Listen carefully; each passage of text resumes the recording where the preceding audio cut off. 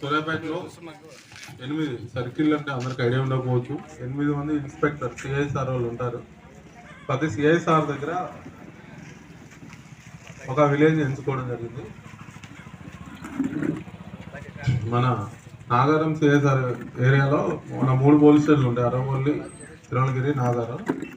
Sir discuss చేసి first ఏ village పెడదామంటే ఎలాంటి గొడవలు పోకుండా ప్రశాంత వాతావరణంలో పబ్లిక్ వాళ్ళ జీవనాన్ని కొనసాగించడం,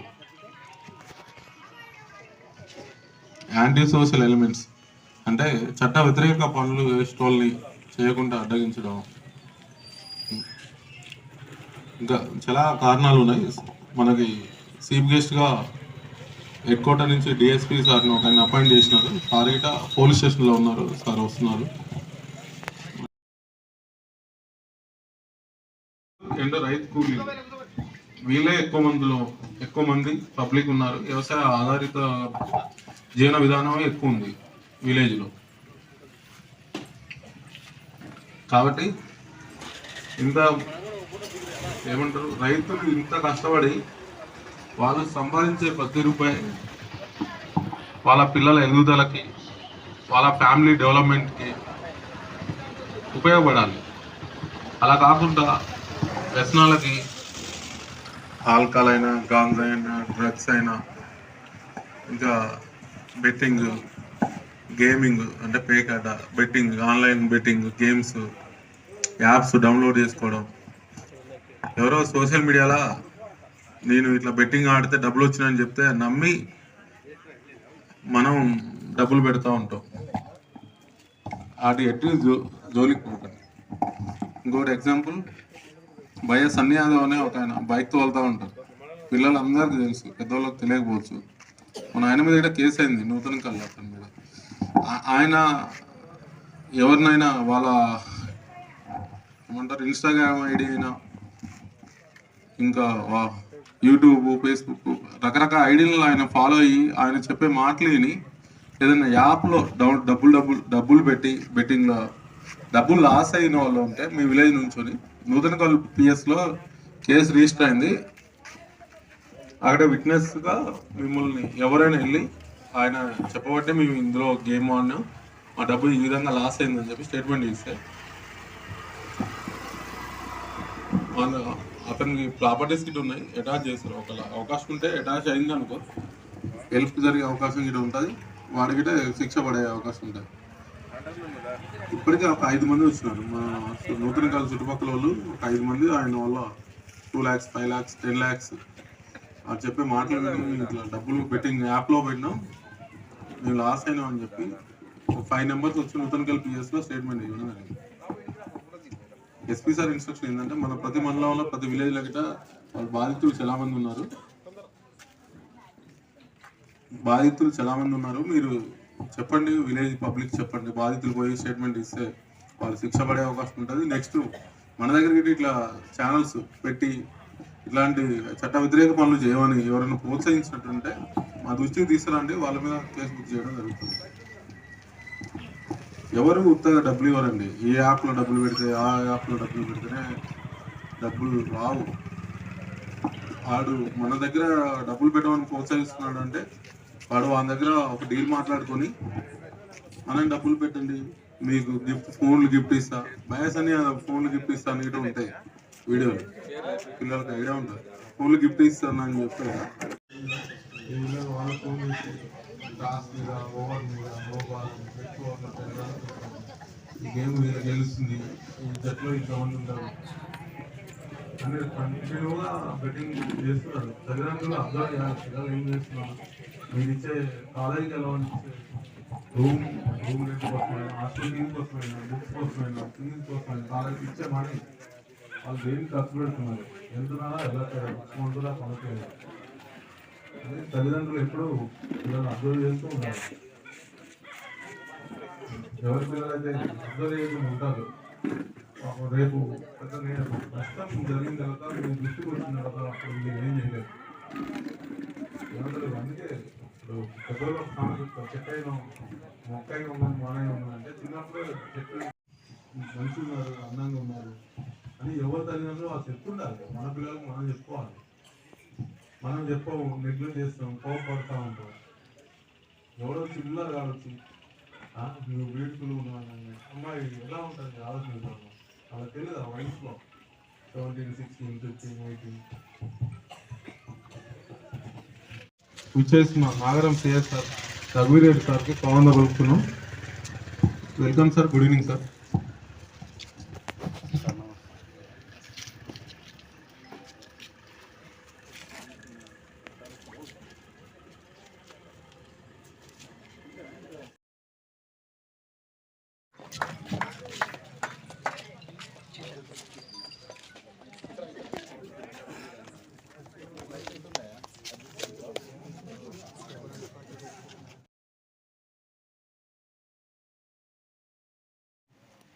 ఇచ్చేసినటువంటి డిఎస్పి గారికి అండ్ వర్ధమానకోట గ్రామస్తులు, గ్రామ పెద్దలు,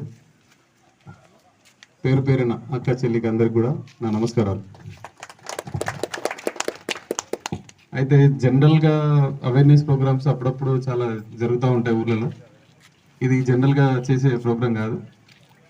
మనకి ఎస్పీ సార్ కొత్తగా నరసింహ సార్ ఐపీఎస్ గారు కొత్త ఎస్పీగా రావడం జరిగింది మార్చిలో. అయితే పర్టికులర్గా అంటే విలేజ్లో జస్ట్ ఏదో 5 నిమిషాలు 10 నిమిషాలు 10 మంది 20 మందితో మాట్లాడి అవేర్నెస్ ప్రోగ్రామ్ చేసి వెళ్ళిపోవడం కాదు. దీని ఉద్దేశం ఏంటంటే మేము ఈరోజు ఇక్కడే ఉంటాం, ఈ విలేజ్ తోటే ఉంటాం, ఇక్కడే డిన్నర్ చేస్తాం, ఇక్కడే పడుకుంటాం. ఇది దీని ముఖ్య ఉద్దేశం. అంటే కంప్లీట్గా అంటే జస్ట్ మేము మాట్లాడమే కాదు, మీతో ఇంటరాక్ట్ అవ్వడం కూడా ఇంపార్టెంట్. ఈ ప్రోగ్రామ్ అయిన తర్వాత కానీ ఇంకా ఏం సమస్యలు ఏమున్నాయి, ఏ విధంగా మన పోలీసు వ్యవస్థ అనేది ఏ రకంగా మీకు భరోసా కల్పించాలా, ఏ విధంగా సహాయం చేయాలా, ఏ విధంగా చర్యలు చేపట్టాలా, ఆ విషయంలో అన్ని విషయాలు డిస్కస్ చేయడం జరుగుతుంది. కాబట్టి అది రొటీన్గా చేసే ప్రోగ్రాం కాదు, పర్టికులర్గా ఒక మంచి ఉద్దేశంతో ఈ కొత్త ప్రోగ్రాం. ఇంతకుముందు పల్లె నిద్ర అని ఉండేది, కాకపోతే ఇప్పుడు కొత్త ప్రోగ్రాం పోలీసు ప్రజా భరోసా కార్యక్రమం అనే పేరుతోటి రావడం జరిగింది. ముఖ్యంగా ఈ పల్లెటూరు, నేను కూడా ఇట్లాంటి పల్లెటూరులో పుట్టి పెరిగిన, అక్కడే చదువుకున్నా. తర్వాత మన ఎస్ఐగా సెలెక్ట్ అయ్యి మీ ముందు నిలబడిన అంటే కారణం ఏంటి? చదువు. ప్రతి ఒక్కరు అంటే ప్రతి ఒక్క ఫ్యామిలీ పల్లెటూరులో పుట్టని, తండాలలో, కుగ్రామం ఎక్కడైనా ఉంటని మన ప్రయత్నంగా మన పిల్లల్ని మంచి చదివిస్తే మాత్రం మంచి పొజిషన్లో ఉండే అవకాశం ఉంటుంది. ఒక పేద విద్య, సపోజ్ పేద ఒక కూలీ ఉన్నాడు, కూలీ కొడుకు కలెక్టర్ అయిండు, లేకపోతే చేపలు పట్టే అతను వాళ్ళ కొడుకు ఐపీఎస్ అయిండు, అట్లాంటివి చాలా చూస్తున్నాం. అది దేనివల్ల సాధ్యమవుతుంది? కేవలం చదువు వల్ల. కాబట్టి అంటే చదువుకు అంత ఇంపార్టెన్స్ ఉంటుంది. ఫస్ట్ ప్రియారిటీ చదువుకి ఇవ్వాలా. అంటే మన పల్లెలు చూస్తాం, పల్లెలు అంటే మంచి పచ్చదనం, ప్రకృతి, స్వచ్ఛమైన గాలి, స్వచ్ఛమైన నీరు ఉంటుంది. అంతేగాని అంటే మన మనసులు కూడా అంత ప్రశాంతంగా స్వచ్ఛంగా ఉండాలి. కాకపోతే ఏమవుతుంది, ఈ మధ్య రాను రాను రోజు రోజు పెరిగే కొద్దీ ఈ పొలిటికల్ పార్టీస్ కానీ రకరకాల వర్గాల పేరుతో కానీ ఈ ప్రశాంతతనే దెబ్బతింటుంది గ్రామాల్లో కూడా. అంతేనా కాదా? చెప్పండి బ్రదర్, వింటున్నా? లాస్ట్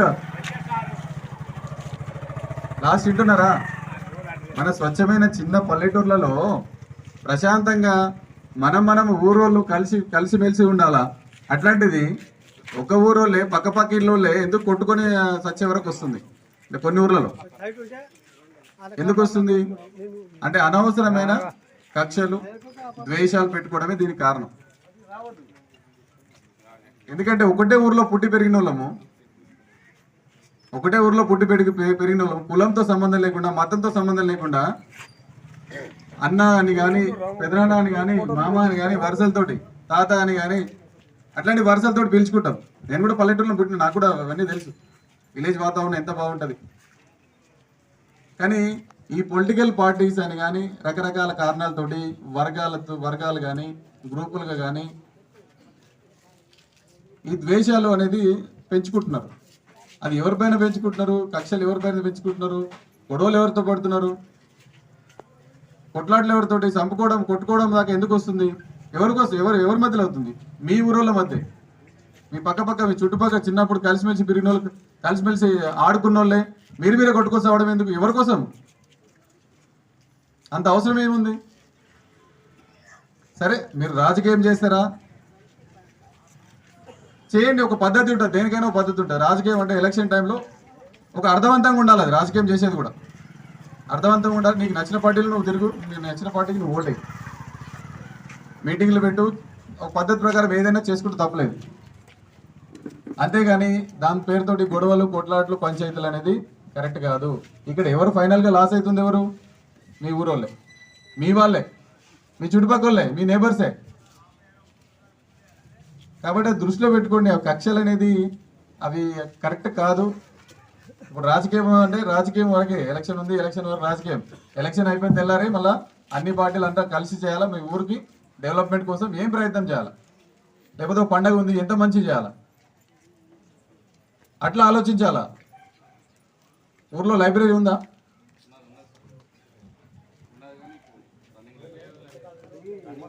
అంటే గవర్నమెంట్దా ప్రైవేటా? ప్రైవేటే.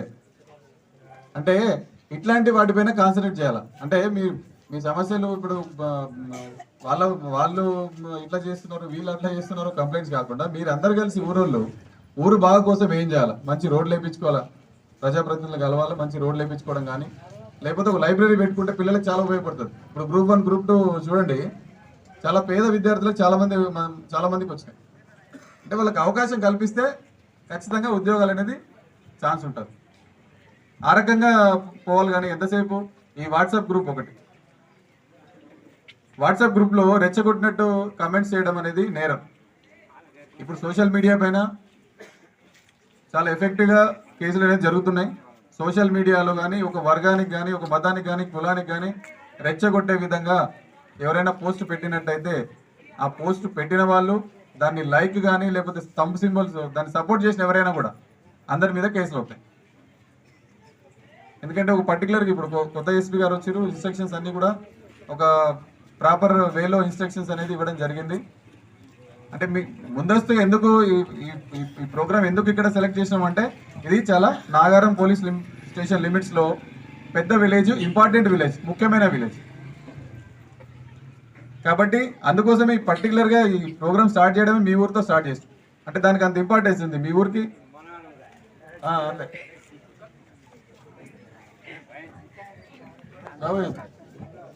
మాట్లాడకు నిమిషం మాట్లాడు. కాబట్టి ఈ వాట్సాప్ గ్రూపులు, ముఖ్యంగా వాట్సాప్ గ్రూపుల్లో అట్లాంటి రెచ్చగొట్టే పోస్టులు పెట్టితే మాత్రం కేసులు అవుతాయి. అంటే ఇప్పుడు ఈ నెక్స్ట్ రాబోయే రోజుల్లో ఎట్లుంటుందంటే, మళ్ళీ పంచాయతీ ఎలక్షన్స్ వస్తున్నాయి. ఇప్పుడు ప్రతి విలేజ్లో ట్రబుల్ మాంగర్స్ అంటే ఏమైనా గొడవలు చేసే అవకాశం ఉంది. తర్వాత పాత కేసులు ఉన్నాయి, శాండ్ థెఫ్ట్ కేసులు ఉన్నాయి, అట్లాంటి కొట్లాట కేసులు ఉన్నాయి. అట్లాంటి వాళ్ళని అందరినీ కూడా బైండ్ ఓవర్ చేయడం జరుగుతుంది. బైండ్ ఓవర్ అంటే ఆర్టీఓ దగ్గర కానీ, ఎంఆర్ఓ దగ్గర కానీ ఒక 2 లక్షల రూపాయలకి బైండ్ ఓవర్ చేయడం జరుగుతుంది. అంటే బాండ్ రాసిస్తారు మీరు అక్కడ ఆర్టీఓ గారి దగ్గర, నేను ఎటువంటి తప్పు చేయను, ఎటువంటి కేసులో ఇన్వాల్వ్ కాను అని చెప్పి బైండ్ ఓవర్ మీద మీరు రాసి సంతకం పెడతారు. సపోజ్ ఇన్ కేసు ఒక కేసులో మీరు ఇరుక్కుంటే మాత్రం, ఏదైనా గొడవ, కొట్లాట, ఇంకేదో కేసు, క్రిమినల్ కేసులో ఇరుక్కుంటే మాత్రం ఆ 2 లక్షలు ఫైన్ కట్టాల్సిందే, లేదంటే జైలుకి పోవాల్సిందే. ఇక్కడ అరవపల్లిలో ఒకటి ఆల్రెడీ శాండ్ కేసులో బైండ్ ఓవర్ చేసినాము. ఆయన మళ్ళీ రిపీట్ చేస్తే ఆయనకి 20,000 ఫైన్ పడ్డారు. అరవపల్లి మన జాజిరెడ్డిగూడెం ఎంఆర్ఓ గారు ఫైన్ వేసి. అట్లా మన దగ్గర రిపీట్గా అట్లాంటి పరిస్థితి రానివ్వకండి.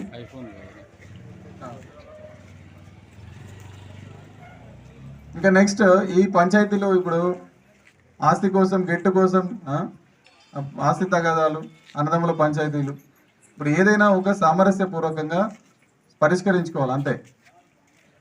అంతేగాని కొట్టుకుంటే పరిష్కారం కాదు, గుర్తుపెట్టుకోండి. కొట్టుకుంటే ఏమవుతుంది? మీ మీద కేసులు పెరుగుతాయి, రౌడీ షీట్లు ఓపెన్ అవుతాయి. అంతేగాని కొట్టుకుంటే పరిష్కారం కాదు. సపోజ్ ఇప్పుడు ఏదైనా భూ సమస్య వచ్చింది, గెట్టు పంచాయతీ వచ్చింది, అన్నదమ్ముల పంచాయతీ వచ్చింది, ఒక 4 పెద్ద మనుషులు కూర్చొని మాట్లాడుకోండి. 4 పెద్ద మనుషులు చెప్పినట్టు వినండి. ఆ రకంగా సాల్వ్ చేసుకోవాలి. ఇద్దరు ఒక అడ్జస్ట్మెంట్ అండర్స్టాండింగ్ వెళ్ళిపోతే తప్ప, ఇప్పుడు ఇద్దరు అన్నదమ్ములే, పెద్ద నష్టం ఏంటి? ఒకరు అడ్జస్ట్ అయితే నష్టం ఏంటి? ఆ రకంగా ఆ వేలో పోవాలి, కానీ ఎంతసేపు కొట్టుకోవడం తన్నుకోవడం పంచాయతీ చేసుకోవడం అది కాదు ముఖ్యం.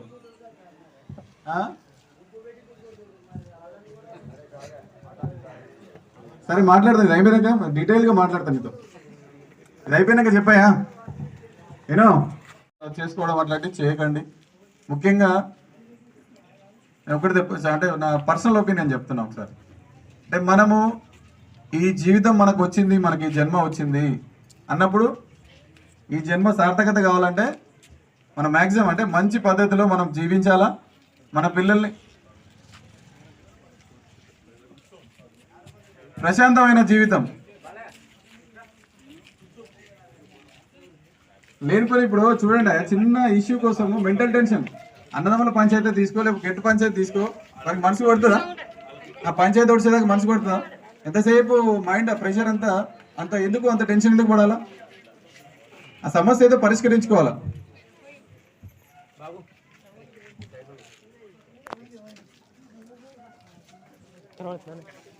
కనబడుతుందా?